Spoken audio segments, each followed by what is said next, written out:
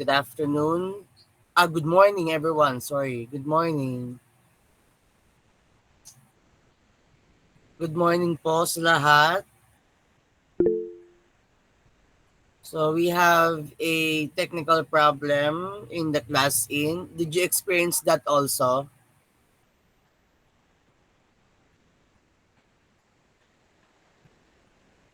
Because I experienced that today, this morning when I opened my class in, and it says here that the school the school has a stop service. Please contact the customer service. So according to the school admin, is inaayos po dito, sir. So medyo matatagalan yung pag-aayos. That's why let's have a Jimmy first. So today, our topic is about literature as communication. Do you know what is literature all about? Anyone knows? What is literature? You may raise your hand if you want to answer. What is literature all about?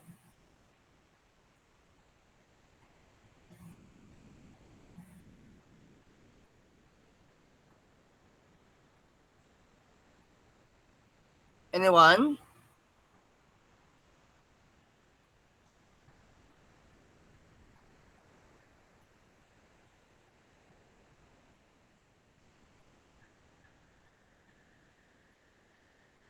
Anyone of from the class? About theory, according to Aubrey. What else? When you say literature, what is literature all about?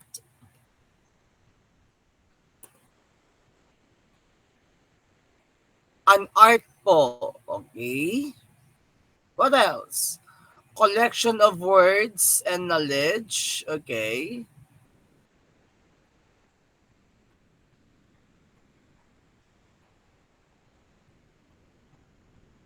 About collection of written or spoken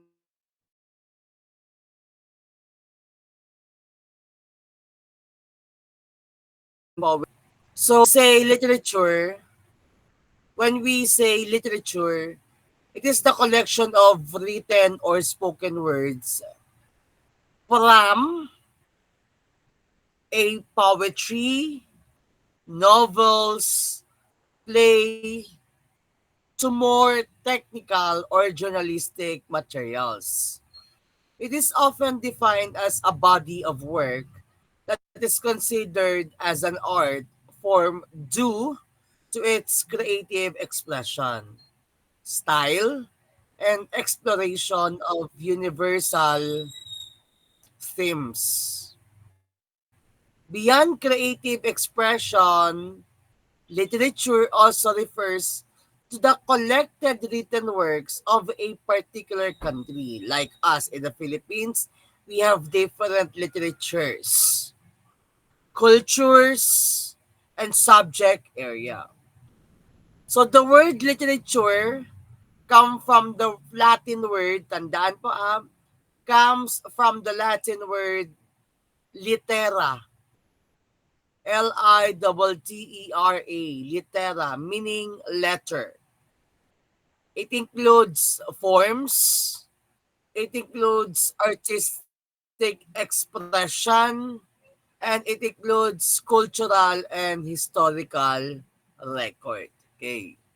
So let's now move to our topic today. So literature as communication. In understanding literature, a society is believed to be more advanced if it has a long history or written literature. Through literature or written literature, Many things about the history and culture of a society are revealed. The American novelist F. Scott Fitzgerald once wrote about the beauty of literature. You discover that your longings are universal longings, that you are not lonely and isolated from anyone. You belong. Literature connects people to each other through ideas, through their concepts that are to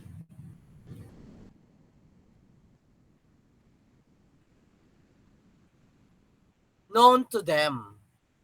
Because of this, literature is said to have a universal appeal. One form of literature that is familiar to many is the short story. A writer crafts a short story to convey an idea about the human experience. When we are crafting of this our own story, maybe, it involves the use of a set of fictional elements. And we must know what are those elements. Okay? These elements are identified and described as follows. Is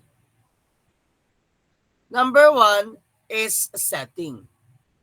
O, tandaan na, setting. Setting of the story is the time and place in which the story unfolds. Setting. Number two, the stories unfold through a series of sequence of events which make up the story's plot. It's the plot. Sequence of events or series or sequence of events of the story. The third is conflict. This usually involves a problem that needs to be resolved. The plot moves towards the resolution of this problem. Conflict. Problem that needs to be resolved. Next is characters or the actors or actress in the story. Depending on the nature of the story, the characters may come in the form of a person, a people, an animal, a nature that can be signified in a story. Okay? Or they are portraying in the story, which they could it could be identified, could be in a form of how do they described in the story. The next one is images. Stories make use of images, which are objects in the story that appeal to the reader's senses. What are the senses that the readers have, like us? We have the sense of sight, we have the sense of smell, we have the sense of taste, sense of hearing, and sense of touch. Okay, so we have five senses. When these images recur, they may be interpreted as symbols with meanings that go beyond the literal level. The next one is the theme. Is the main idea or message that the author intends to convey. Main idea or message of the author. Theme, the gist of the story. Okay? Let us now recall. What are the elements of the short story? Can you give number one? Can you give one?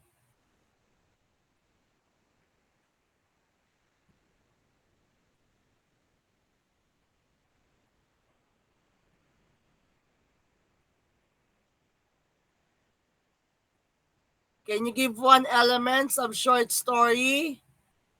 Setting, characters, plot,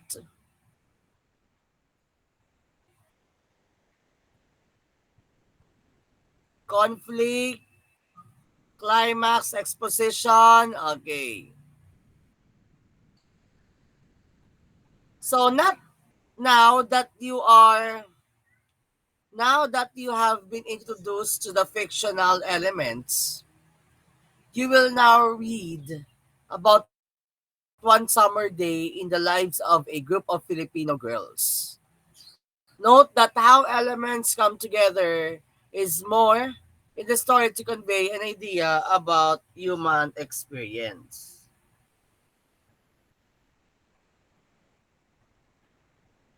Okay? So I will give you time to read this story. Or you may able to search this on your Google.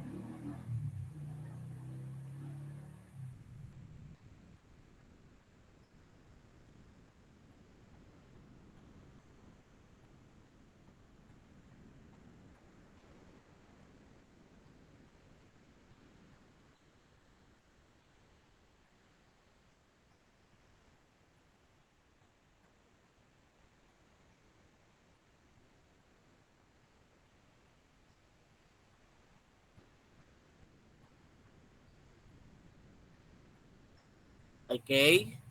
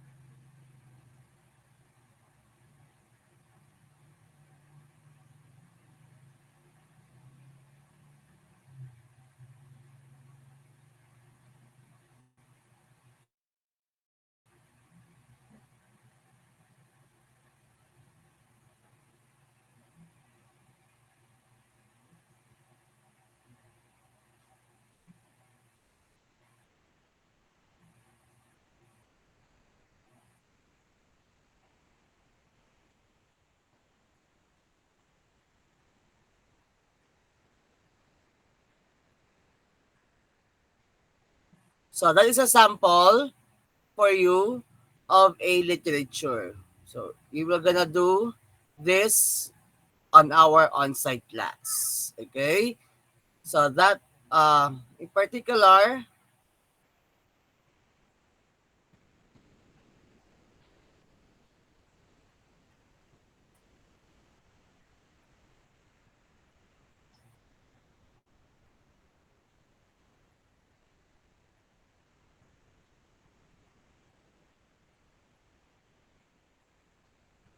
sorry, that is our lesson today. Literature as communication. Do not forget the elements of short story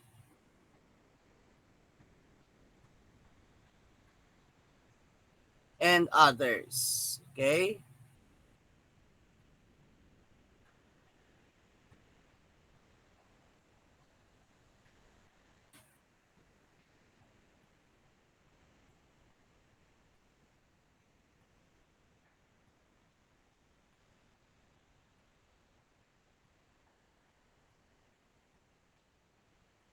And for further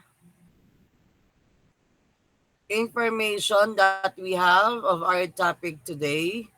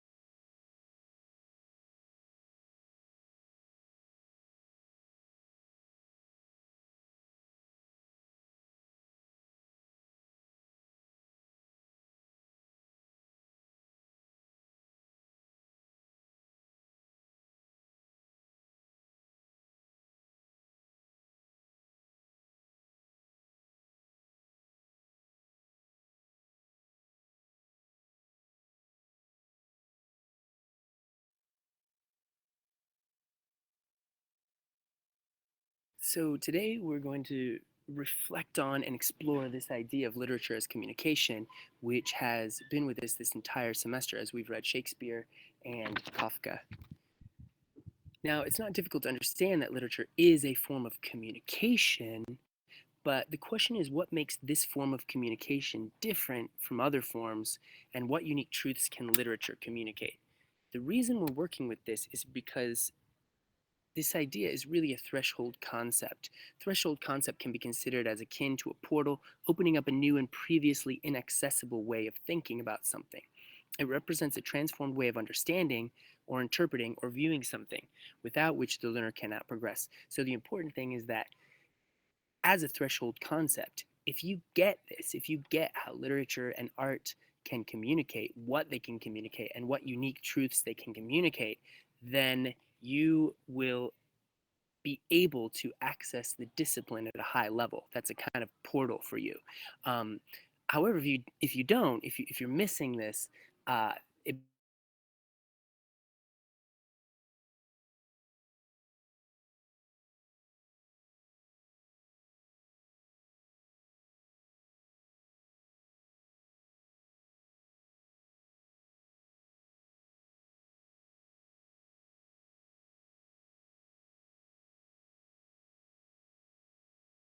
to progress further without getting this. So the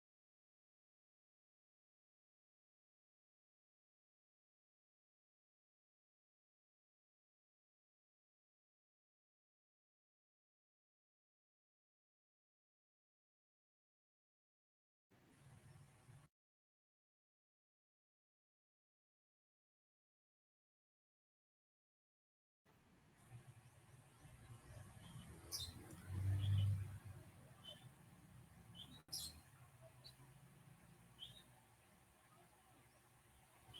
So let's have an example of a literature that talks about Shakespeare writing.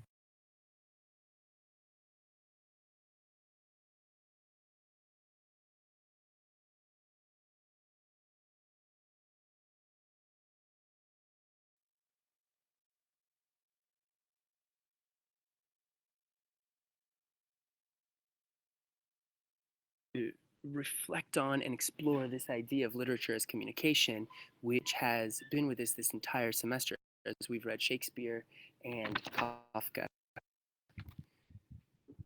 Now, it's not difficult to understand that literature is a form of communication, but the question is what makes this form of communication different from other forms, and what unique truths can literature communicate? The reason we're working with this is because this idea is really a threshold concept. Threshold concept can be considered as akin to a portal opening up a new and previously inaccessible way of thinking about something. It represents a transformed way of understanding or interpreting or viewing something, without which the learner cannot progress. So the important thing is that as a threshold concept, if you get this, if you get how literature and art can communicate, what they can communicate, and what unique truths they can communicate, then you will be able to access the discipline at a high level. That's a kind of portal for you. Um, However, if you don't, if you're missing this, it becomes the kind of ceiling. You won't be able to progress further without getting this. So it's very key, and that's why we're working with it. Right. So uh, with Shakespeare, we came to the understanding that an author can communicate truths about the human condition through a literary work. Shakespeare does this in part by creating complex characters. So if you remember, I asked you this question: How have you ever said one thing and meant another? What were the circumstances? And you guys gave me all kinds of circumstances where that was the case, and you had some really great examples. And what we took away from that is that human beings are complex. Now that's a kind of truth, right? Uh, but it presents a challenge for a writer. How can an author represent human complexity? We keep in mind that a character is not actually a person. A character is constructed, is created, is developed, can be static or dynamic, but a character is a representation. What makes a character good? Well, Shakespeare shows us what makes a character good is that character's complexity, what we might think of as verisimilitude. Um, the characterization, the way that an author creates a character, is going to be different based on genre, right? In theater, we see characters speaking and there's no narrator, so subtext becomes quite important, as we explored. In a novel or a short story, we might think about how point of view shapes the narrative, especially for works in the last 100 years. Um, and in film, we have no narrator at all, usually, and we rely more on the visual storytelling. But in all cases, we have creators who are developing characters and teasing out their complexities.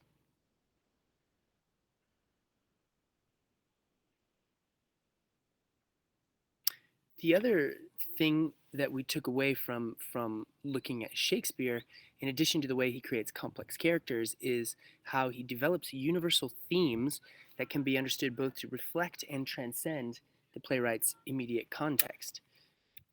We know that a theme is a central idea a creator explores through a text. So if we zoom out for a second, I'd like you to consider, why does a writer write? Why does a creator create? To express their emotions, sure, I guess, but also to explore ideas that matter in the real world. Themes, right? The imagined, constructed other world of the writer provides a space to see how different ideas or possibilities play out. This can illuminate things about the human condition or human nature, how people are, and about the world in which we live. So we did a kind of visualization activity where we were thinking back to our parents, and their parents' parents, and generations of people reading Shakespeare's Macbeth, um, over the ages, over the last 400 years, and we contrasted that with this sort of fictionalized, silly diary entry that I wrote from the perspective of William Shakespeare. It may be that in the diary entry he's trying to express his emotions, right? A lot of students think that writers write to express their emotions, and that's in part true, right? But we see a big difference between a diary, something that's written essentially for himself, essentially to process emotions or whatever, and a work of literature, right? It's a big difference.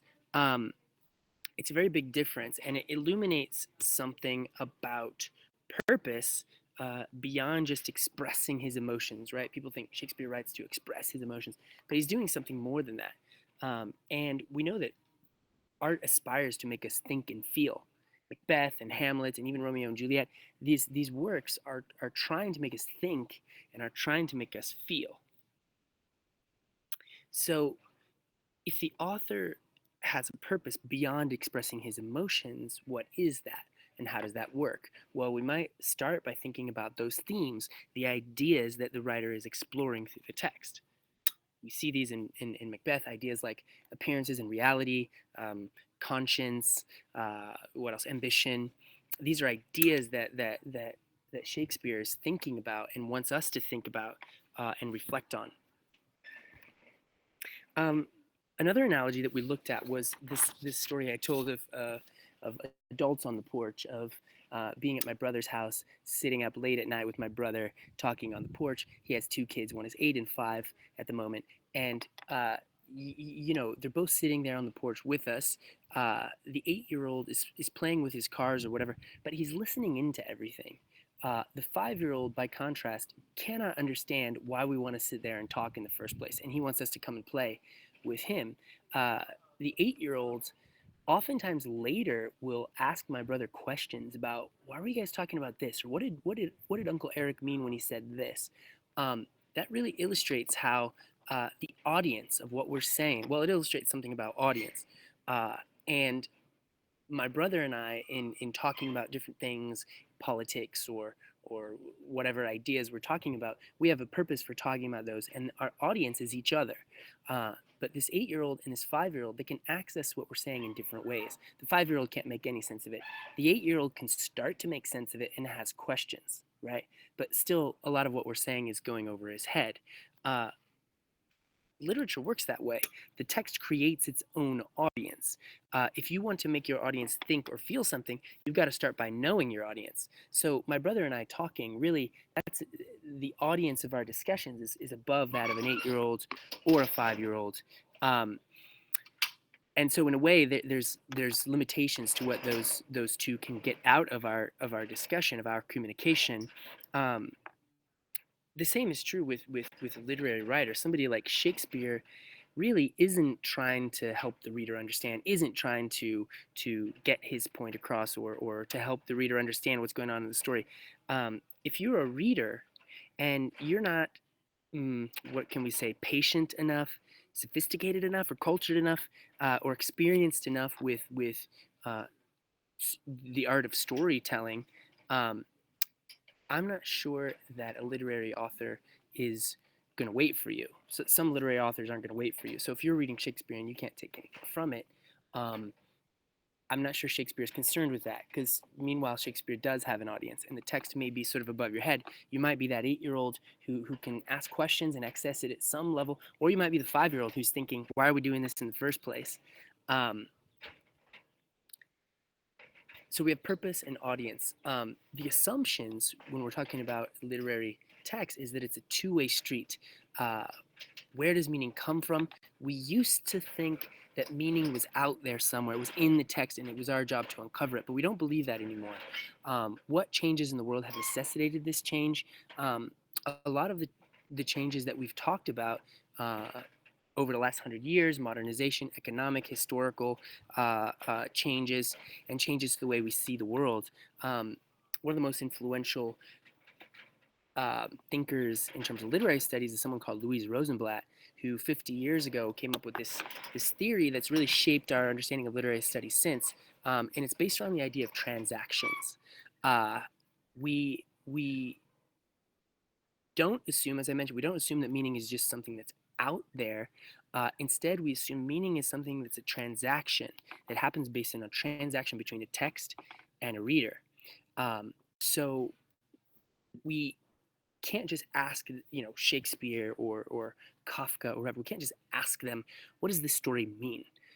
Because that's not how it works. The author has a role to create something, but the author can't be a kind of godlike figure who can just determine what the meaning is. Instead, we know that a literary text is complex and coherent, and the role of the reader is to actually make meaning actively by bringing what they know of the world, by bringing their culture, by thinking and feeling and interpreting. That's where meaning actually comes from. That's how we understand it now. Um, we talk a lot about aesthetic choices. Aesthetic choices are a function of genre, right? So in drama, we have a playwright might use a soliloquy or an aside. These are conventions of the form. A poet might use figurative language here. They might use sound or rhythm. Prose fiction has different kinds of genre conventions. In film, there's more reliance on visual storytelling, as we mentioned earlier, and we don't use narrators very often. In the visual arts, we're dealing with different things. In music, we're dealing with different things. We talk about aesthetic choices all the time, and these are a function of genre.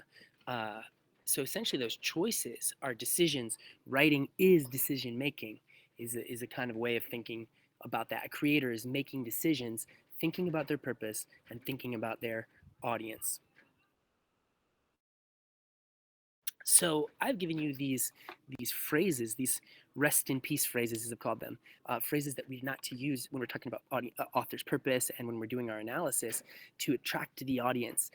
If we go back to that porch analogy, and if that porch analogy, when my brother and I are talking, we're not trying to attract the audience of the 8-year-old, my 8-year-old or 5-year-old nephew, right? That's not our purpose. In some cases, we end up attracting the 8-year-old because his mind is developing and he can understand some of what we're saying, right?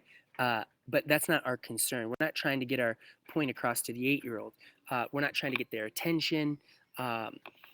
So that's why these phrases are on this list. I hope that's becoming clear based on an understanding of communication. So we can do, and I used to think, but now I know. Younger students talk a lot about symbolism and foreshadowing. So they say things around colors like, "Oh, look, that character is wearing black. That's because they're evil." Or they say phrases like, "Well, it's basically saying something about ambition or evil," right? These are all very simple understandings, and we used to think like that, but now we know literature. The goal of literature is actually to complicate our understandings, not necessarily to simplify. So an example of that would be stereotypes. We studied stereotypes last year, and we know stereotypes are sort of gross simplifications of a whole group of people, generalizations. Uh, One of the things literature is really good at is complicating those stereotypes, showing us complex characters who break those stereotypes, and become a truer representation of what humanity is and what humanity can be.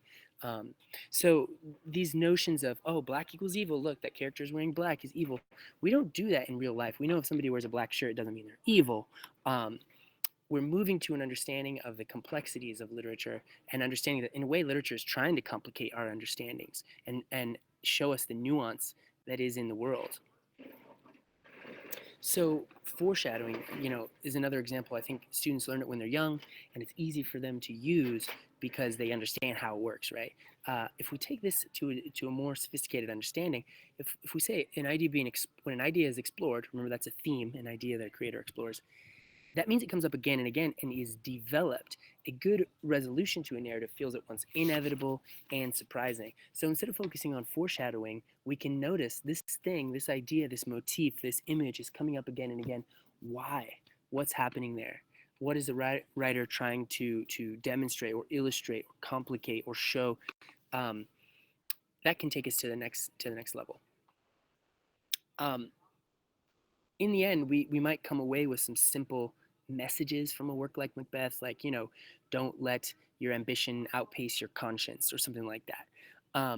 But if we move to a third analogy, I want to take you to a third analogy, and that is one from when I was in grade 7.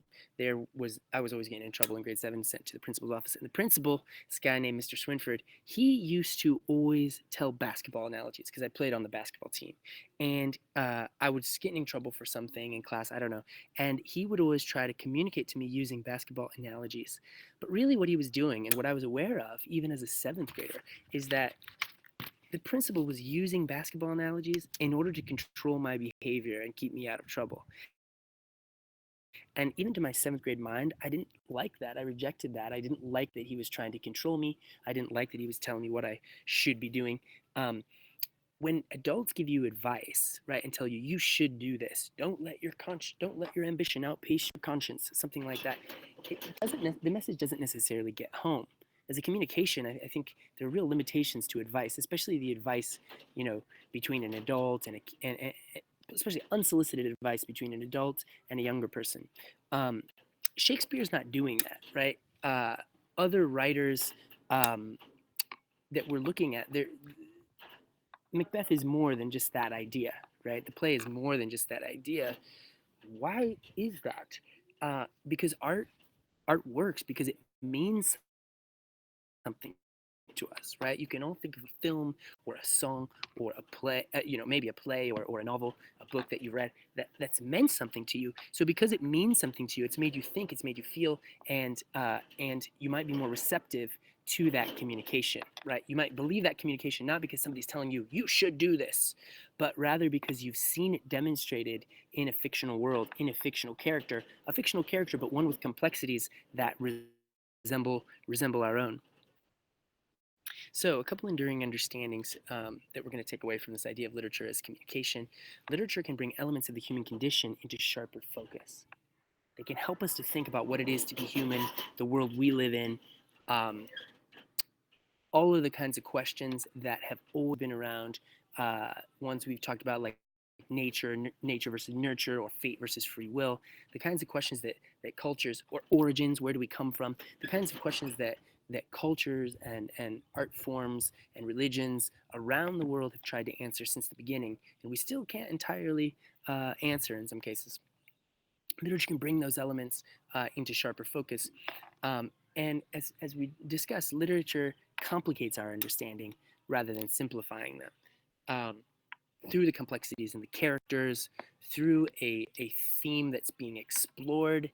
The fact that the idea needs to be explored, it shows it's not a simple idea that you can just say something about. You need to take time, take a couple hundred pages, say, if you're talking about a novel, or you need to take a couple hours, a few hours if you're talking about a drama, to really explore the different sides of this idea. The complexities of literature require us to think and feel and to interpret. These skills can help us interpret the complexities of life. So as I said, none of you would see one of your peers wearing a black shirt and think, oh, that's because my peer is evil or wants to do something bad today. None of you would do that because you know that human beings are much more complex, and that's not why they wear the color black. But by reading and thinking seriously and engaging with literature, this can actually help us to interpret the complexities of life, the complexities of relationship, engaging with people who are different than us or come from different cultures. All of these are things that we skills that we develop by engaging closely with literature.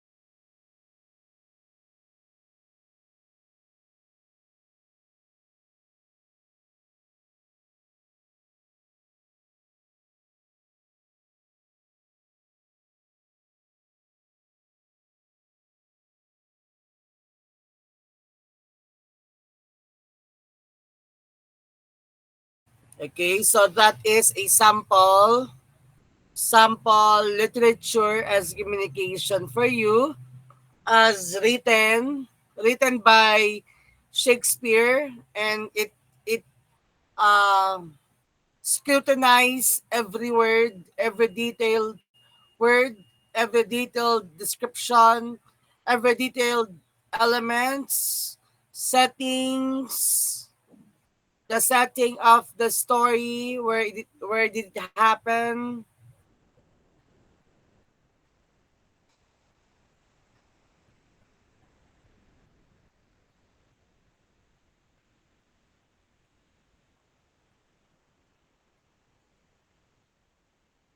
the time and place where the story given, the plot, where the story or the series or sequence of events in the story is given, the conflict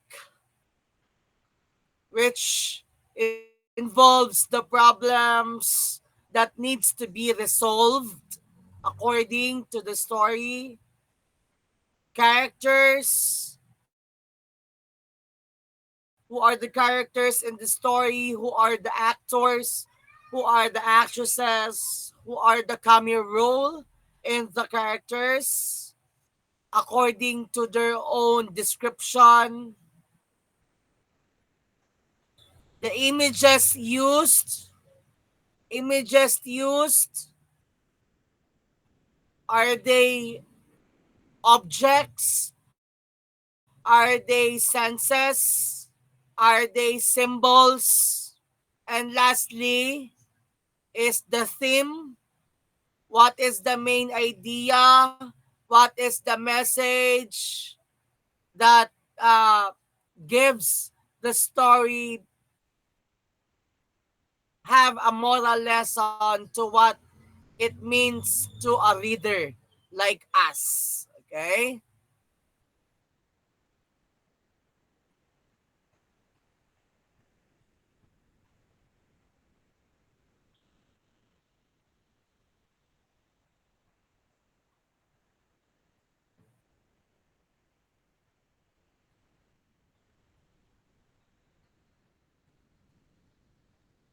So please open your camera. Let's have a picture.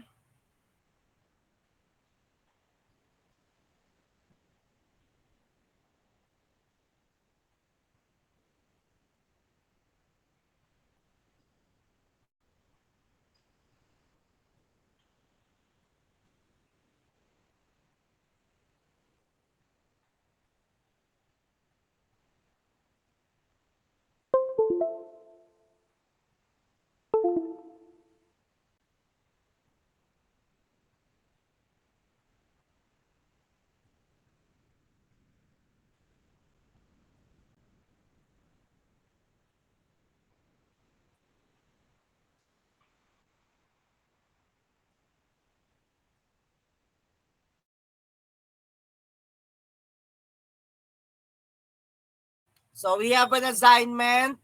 Sinend ko na po yan sa ating GC. Yung story. Gagawin po natin yan on Wednesday.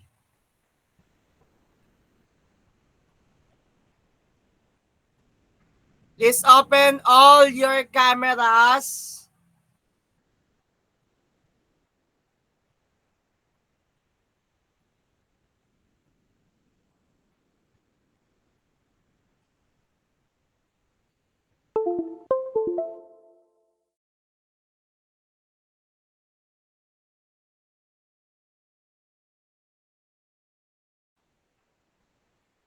One hour lang po tayo kasi 1 hour lang ang Gmeet, no?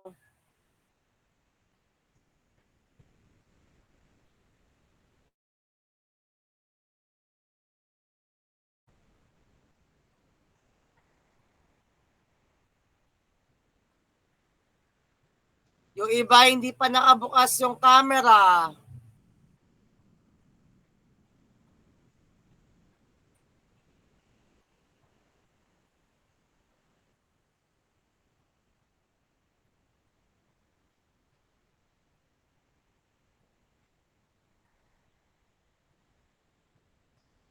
Antayin natin yung iba magbukas ng camera. Bahala kayo dyan. Ulit nyo. Napaka-basic lang yan.